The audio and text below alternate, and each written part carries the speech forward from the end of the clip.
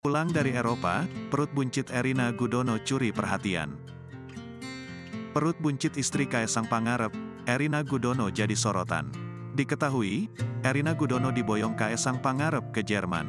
Erina Gudono dan Kaesang Pangarep menikah pada tanggal 10 Desember tahun 2023. Bahkan baru-baru ini, Erina Gudono diisukan sudah hamil anak pertama. Isu itu muncul lantaran unggahan Erina Gudono baru-baru ini.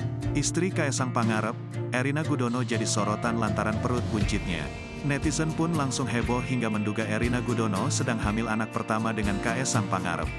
Lewat unggahan akun Instagramnya @erinagudono pada tanggal 17 April tahun 2023, Erina tampak diboyong Kaesang ke Jerman. Bukan untuk jalan-jalan, Erina diajak ke Jerman untuk hadir di pameran industri terbesar di Eropa dengan tema Making Indonesia 4.0. Tak hanya berdua, Presiden Jokowi dan Iriana Jokowi juga mengikuti acara itu.